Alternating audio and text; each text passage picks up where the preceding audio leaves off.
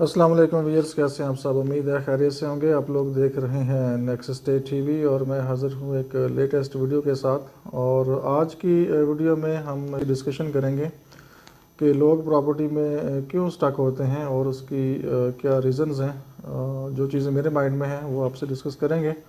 हो सकता है इसके अलावा और भी काफ़ी चीज़ें आपके माइंड में आ रही हूँ। तो जो चीज़ें मेरे माइंड में हैं या बीइंग अ मार्केटर या मार्केट में बैठे हुए जो हमें एक्सपीरियंस है या चीज़ों को हम अंडरस्टैंड करते हैं, तो वो चीज़ें हम आपसे ज़रूर डिस्कस करेंगे।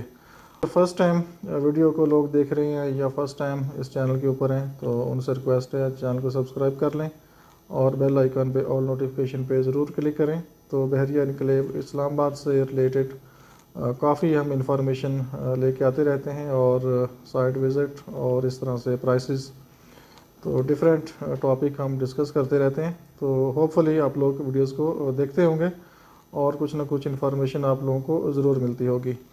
तो चलते हैं टॉपिक की तरफ। तो सबसे पहली रीज़न जो मुझे समझ आती है नंबर वन पे, तो गवर्नमेंट पॉलिसीज़ होती हैं लाइक टैक्सेशन या कोई रिलीफ या टैक्स में कोई छूट या कोई एमनेस्टी स्कीम। तो गवर्नमेंट सबसे ज़्यादा बड़ा फैक्टर है जो रियल एस्टेट को इफ़ेक्ट करता है। अगर पॉलिसीज़ अच्छी होंगी तो रियल एस्टेट ग्रो करेगी और आपकी प्रॉपर्टी स्टक नहीं होगी, मार्केट बेहतर रहेगी। अगर गवर्नमेंट कुछ ऐसी पॉलिसीज़ बनाएगी जो कि इन्वेस्टर फ्रेंडली ना हो, मार्केट फ्रेंडली ना हो, टैक्स ज़्यादा हो जाए या लोगों पे जो टैक्स की परसेंटेज है उसको ज़्यादा कर दें, जैसे कि अभी चल रही है। इस गवर्नमेंट ने जो टैक्स के मामला थे उनको काफ़ी डिस्टर्ब किया, जिसकी वजह से जो सेल परचेज़ थी वो रुक गई है। और डेफिनेटली जब सेल परचेज़ रुक जाती है तो आप अपने टारगेट अचीव नहीं कर सकते। तो इसलिए रियल एस्टेट का जो सेक्टर है वो बहुत ज़्यादा इफ़ेक्ट हुआ है इस नई गवर्नमेंट में। और अभी तक जो पॉलिसीज़ हैं इनकी वो कोई मार्केट या इन्वेस्टर फ्रेंडली नहीं है। तो लेट्स सी, बजट आ रहा है तो बजट के बाद क्या पॉलिसीज़ आती हैं, लेकिन मुझे नहीं लगता कि कोई बहुत ज़्यादा कोई बहुत बड़ा रिलीफ मिलेगा रियल एस्टेट इंडस्ट्री को। और मेरे ख्याल में मार्केट में कोई बहुत ज़्यादा चेंजेस नहीं आने वाली। इसी तरह मार्केट बिहेव करेगी जब तक इलेक्शन नहीं होते और प्रॉपर गवर्नमेंट नहीं आती और ये जो टैक्सेशन है इस पे नज़रसानी नहीं करती। सेकंड नंबर पे गवर्नमेंट की इकोनॉमिक सिचुएशन होती है और इन्वायरमेंट होता है और स्टेबिलिटी होती है मुल्क में कि गवर्नमेंट शॉर्ट टाइम के लिए है, लॉन्ग टर्म के लिए है। जो गवर्नमेंट काम कर रही है क्या वो प्रॉपर स्टेबल है, क्या वो अपने जो डिसीजंस हैं वो लेने की पावर रखती है, या बस किसी टाइम भी गवर्नमेंट गिर सकती है और एक अनस्टेबिलिटी रहेगी और कोई चांसेस नहीं है कि ये जो गवर्नमेंट है एक अच्छी मार्केट या एक अच्छी यूज़र फ्रेंडली पॉलिसीज़ बनाए।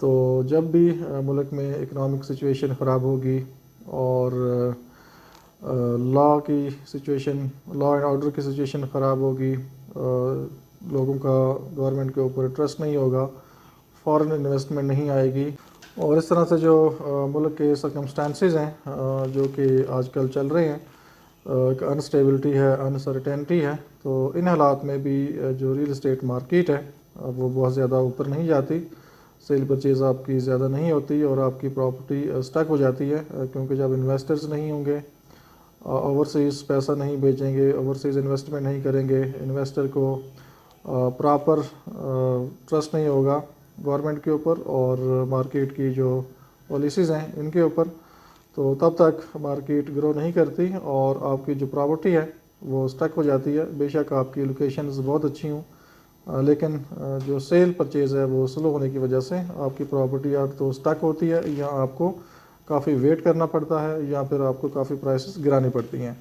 इसके बाद अगर हम बात करें सोसाइटी साइड पे, ये तो टोटल जो सिचुएशन थी गवर्नमेंट से रिलेटेड थी। उसके बाद अगर हम बात करें सोसाइटी में, अगर कोई सोसाइटी फ्रॉड करती है, मींस के लैंड बाई नहीं की प्रॉपर और उससे पहले ही फाइलें सेल कर दी और एक्चुअल लैंड थी नहीं या लैंड बहुत कम थी और जो फाइल्स सेल की वो हज़ारों की तादाद में सेल कर दी, बहुत ज़्यादा क्वांटिटी में। तो ये सिचुएशन जब बन जाती है तो इस तरह का भी जो आपकी प्रॉपर्टी होती है इस सोसाइटी में तो वो भी स्टक हो जाती है और लोगों का जो ट्रस्ट होता है उस सोसाइटी के ऊपर वो ख़त्म हो जाता है और आपकी प्रॉपर्टी स्टक हो जाती है। बहुत कम प्राइस पे या तो आपको सेल करनी पड़ती है या कोई बायर आपको नहीं मिलेगा।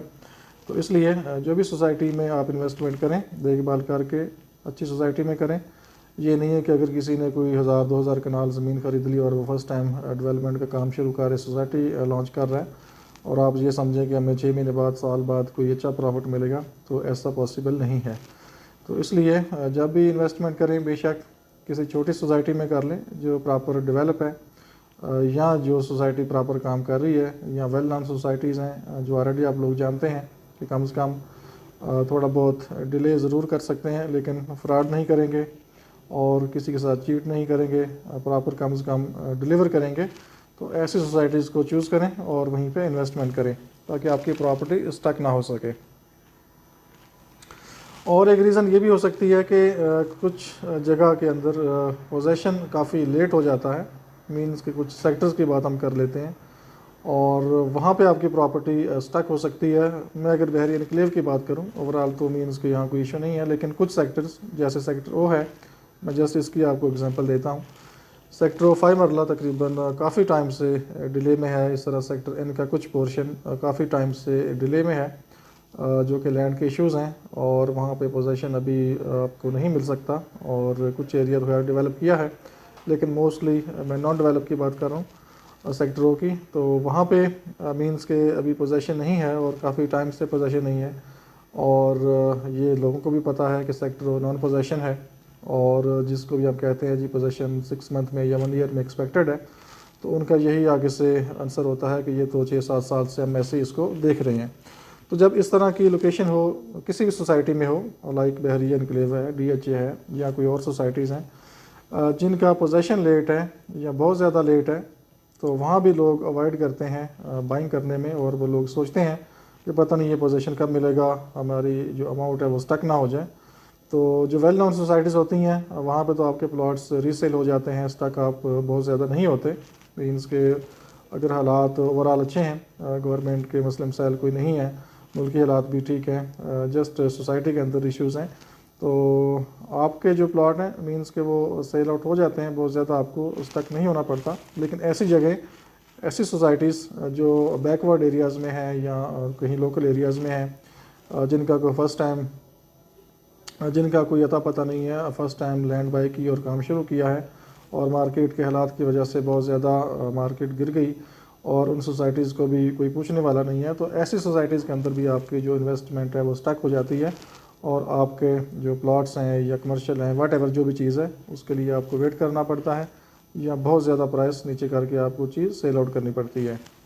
इसके बाद कुछ ऐसे प्लॉट्स भी या ऐसी प्रॉपर्टीज़ भी स्टक हो जाती हैं जिनकी लोकेशन गुड नहीं होती, लाइक बहुत डेप्थ में प्लॉट है, फिलिंग है वहाँ पे और एक हाई है जो बिल्कुल आपके फ्रंट बैक पे हिल है और उसके अंदर प्लॉट्स हैं जिनका व्यू कोई नहीं है, या बिल्कुल नाले के ऊपर प्लॉट हैं या बिल्कुल कमर्शियल बैक हैं। तो यहाँ पे भी मार्केट स्लो रहती है और आपकी जो प्रॉपर्टी है वो कुछ टाइम के लिए स्टक हो जाती है।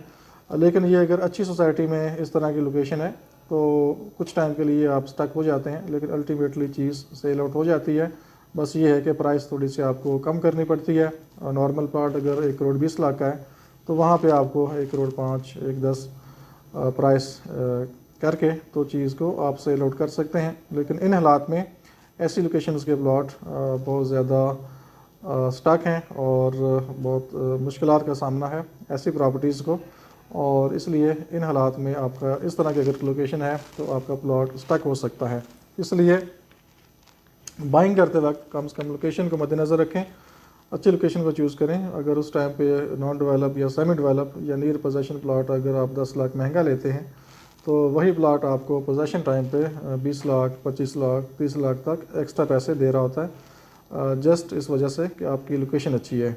अगर आप बजट की वजह से या डीलर के मिसगाइड की वजह से वीक लोकेशन को चूज़ कर लेते हैं और लालच कर लेते हैं जी मैं 10 लाख सस्ता प्लॉट मिल रहा है, लेकिन फ्यूचर का आपको नहीं पता होता कि जब आप इसको सेल आउट करेंगे तो ये प्लॉट आपको कम प्रॉफिट देगा। ठीक है, तो इसलिए जब भी चीज़ बाय करें, प्लॉट बाय करें तो उसको अच्छी तरह विज़िट करें और मैप देखें और लोकेशन अच्छी चूज़ करें तो आपको अच्छा प्रॉफिट मिलेगा इंशाल्लाह। बाकी अगर बहुत रीज़नेबल कोई प्राइस आपको मिल जाती है तो नो डाउट, अगर आपने घर बनाना है, रहने में कोई इशू नहीं है, तो रहने के लिए कोई इशू होता नहीं है। मतलब नाला बैक भी हो, वाटर चैनल होता है, उसमें कोई मसला रहने के लिए नहीं है, क्योंकि यहाँ जो बहरी इनक्लेव है इसमें हर सेक्टर्स में अपने अपने वाटर चैनल्स हैं और बहुत ज़्यादा यहाँ पे पानी का फ़्लो नहीं होता, जस्ट बरसाती नाले होते हैं ये।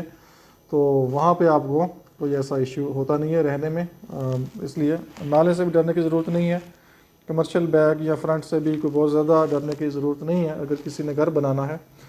लेकिन जो डेथ के अंदर प्लॉट होते हैं, काफ़ी डाउन जगह पे फिलिंग होती है, खाई होती है, तो वहाँ पर जब आप कंस्ट्रक्शन करते हैं तो आपको बहुत ज़्यादा कॉस्ट आती है, तो इसलिए वहाँ पे आपका पैसा ज़्यादा लगता है। और इसलिए जब लोग बाई करते हैं तो वो इस चीज़ को मद्देनज़र रखते हैं, माइंड में रखते हैं कि हमने कल घर बनाना है तो हमें यहाँ पे बहुत ज़्यादा कॉस्ट पे करनी पड़ेगी। तो इसलिए वो जब प्लॉट बाई करते हैं तो आपको कम ऑफ़र करते हैं ताकि कुछ पैसा बचा के वो कंस्ट्रक्शन के ऊपर लगा सकें। लास्ट में ये है कि कोई अगर किसी सोसाइटी के ओनर का बिग स्कैंडल कोई आ जाए, कोई फ्रॉड सामने आ जाए, कोई बहुत बड़ा लैंड का इशू या कोई नैब केसेस या कोई FIA या कोई वाट एवर, कोई बैंकरप्ट या कोई वैसे भाग गया बाहर, तो इस तरह के भी अगर कोई इश्यूज सामने आ जाएं किसी सोसाइटी के बारे में तो उसका भी बहुत ज़्यादा नेगेटिव इम्पैक्ट पड़ता है और इन्वेस्टर्स, क्लाइंट्स उस सोसाइटीज़ की तरफ नहीं जाते और उस सोसाइटीज़ की तरफ अवॉइड करते हैं। और जब इन्वेस्टर या एंड यूज़र सोसाइटी की तरफ नहीं जाएगा तो एक तो मार्केट आपकी स्टेबल नहीं हो सकती, मतलब बहुत ज़्यादा मार्केट गिर जाएगी, बाइंग नहीं होगी। और चूँकि यहाँ पे इस टाइम पे ट्रेंड ये है कि अगर आपके पास 1000 कनाल है तो आप 5000 फाइल्स सेल आउट कर देते हैं। तो जब इतने बल्क में फाइल्स आ जाती हैं मार्केट में और बायर नहीं होते तो आपकी मार्केट जो है वो नॉर्मली माइनस पे आ जाती है, प्रॉपर्टी आपकी स्टक हो जाती है, या बिल्कुल आपने अगर कोई 5 लाख की फ़ाइल ली है तो आप 2.5-3 लाख की सेल कर रहे होंगे। तो इसलिए सोच समझ के इन्वेस्टमेंट करें। और कुछ लोग सैलरी पेशा लोग होते हैं, वो कहते हैं चलें 20,000-30,000 की महीने की इंस्टॉलमेंट है तो हमें अफोर्डेबल है, लेकिन वो लोग अच्छी तरह देखभाल करके कम से कम ऑन ग्राउंड चेक कर लें, उसकी लीगल रिक्वायरमेंट्स चेक कर लें, देखभाल कर लें, जिस रीजन में भी सोसाइटी है वहाँ प्रॉपर जाएं, उसको थोड़ा चेक कर लें। कम से कम डाउन पेमेंट आप दे रहे हैं 4 लाख, 5 लाख, 7 लाख जो भी है, कम से कम आपके लिए ये बहुत बड़ी अमाउंट है। और ये ना हो कि आप डाउन पेमेंट पे करें और महीने 2 महीने बाद पता चले कि इसका तो कोई स्कैंडल है या लैंड का इशू है या ये प्रॉपर जो लोकल अथॉरिटीज़ हैं वहाँ से अप्रूव नहीं है, और इसलिए कल को आपको किसी मसले का सामना ना करना पड़े। तो ये कुछ चीज़ें जो मेरे माइंड में थी आपसे मैंने डिस्कस की हैं। इसके अलावा भी बहुत सी चीज़ें हो सकती हैं, क्योंकि मैं बहुत ज़्यादा इकोनॉमिस्ट नहीं हूँ और ना कि बहुत ज़्यादा एक्सपर्ट हूँ। एक जो हमारा एक्सपीरियंस है मार्केट में सेल परचेज़ में, जो चीज़ें हमें सामने नज़र आती हैं या हम देखते हैं, तो वो मैं मुनासिब समझता हूँ कि आप लोगों को भी पता हो और आप लोग जब भी इन्वेस्टमेंट करें तो अच्छे तरीके से देखभाल करके सोच समझ के करें। बाकी जो वेल नॉन सोसाइटीज़ हैं उनमें तो खैर कोई इशू आपको नहीं होता, उसमें ये इशू है कि आपने जब प्लॉट बाई करना है तो उसको थोड़ा सा देखभाल करके अच्छी लोकेशन को चूज़ करना है। बाकी वहाँ पे कोई आपको कोई ऐसा इशू नहीं है कि कुछ सोसाइटी ख़त्म हो जाएगी या सोसाइटी वाले भाग जाएंगे या कोई फ्रॉड कर जाएंगे, तो ऐसा नहीं है। जो वेल नाउन डेवलप सोसाइटीज़ हैं, स्टैब्लिश हैं प्रॉपर, तो वहाँ पे इंशाल्लाह आपको किसी किस्म का प्लॉट के हवाले से कोई इशू होता नहीं है। पोजेशन डिले हो सकता है, लेकिन ये है कि जब भी प्लॉट आप बाई करें तो लोकेशन को ज़रूर चूज़ करें, लोकेशन बहुत मैटर करती है। तो अपना बहुत सा ख्याल रखिए, हमें इजाज़त दीजिए, अल्लाह हाफिज़।